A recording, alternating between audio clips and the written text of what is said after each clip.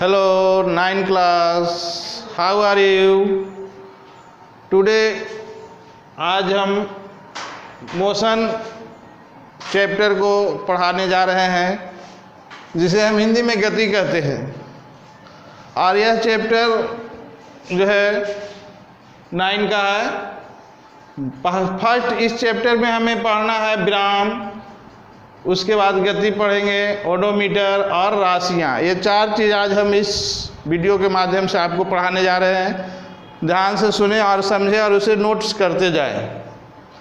पहला है विराम। विराम के मतलब हम रेस्ट, जो रेस्ट में रहता है। हर दुनिया का कोई भी वस्तु या तो वह रेस्ट में रहता हो या गति में, मोशन में, या तो रेस्ट यानी विराम या गति। तो यहाँ विराम के मतलब तो समझ में आ रहा है कि जो जिसमें कोई गति ना हो, विराम है, एक जगह जैसे रखे हुए, जैसे मेज पर रखी हुई पुस्तक, यह विराम अवस्था में है।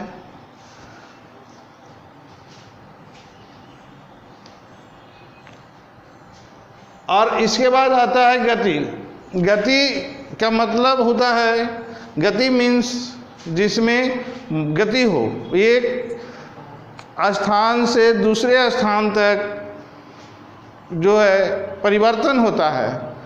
जब तक स्थान परिवर्तन नहीं होता है तो उसको हम गति नहीं कह सकते हैं। और यदि स्थान परिवर्तन नहीं हो रहा है तो वह विराम में है, और स्थान परिवर्तन हो रहा है तो वह गति में है।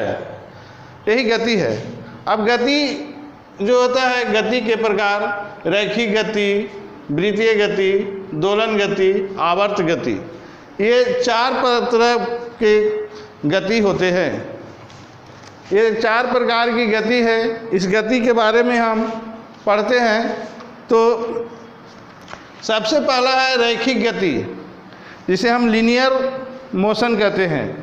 जैसे बंदूक से छोड़ी हुई गोली, यह रैखिक गति का उदाहरण है। जो सीधा जाता हो उसी को हम रैखिक गति में रखते हैं।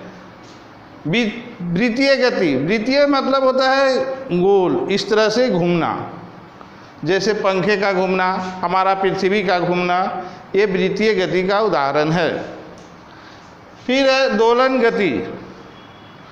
दोलन गति जैसे झूले की गति, झूले की गति को हम जो दोलन गति में रखते हैं, चूँकि वह आवृत्ति होता है, इस तरह एक जगह से फिर ए से बी, जैसे कोई घड़ी का लोलक है, यहाँ से चलता है और वह ए से चल करके यहाँ बी तक जाता है, तो ए से ऐसे। ये घड़ी का लोलक भी जो है दोलनी गति का उदाहरण है। अब है आवर्त गति।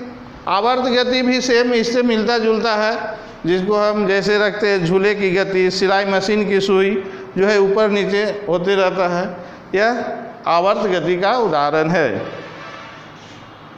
गति के मतलब जैसे ये से चला और बी तक गया, ये सब गति का उदाहरण है। जैसे बंदूक की गोली यहाँ से यदि हम छोड़ते हैं तो यहाँ तक गया, तो ये सीधा गया, तो ये रैखिक गति का उदाहरण है। यही है गति। इसमें और हम आगे अब पढ़ेंगे ओडोमीटर। ओडोमीटर क्या है? ओडोमीटर गाड़ियों में होता है, वह दूरी मापने का कार्य करता है, जिसको हम ओडोमीटर कहते हैं। यह एक यंत्र है जो गाड़ियों में जैसे कार, बस, बाइक में लगा हुआ रहता है, जो दूरी मापने का कार्य करता है, वह दूरी को प्रदर्शित करता है। राशियाँ 2 प्रकार। अब राशियाँ के बारे में हम पढ़ेंगे तो राशियाँ 2 प्रकार के होते हैं, अदिश राशियाँ और दूसरा सदिश राशियाँ।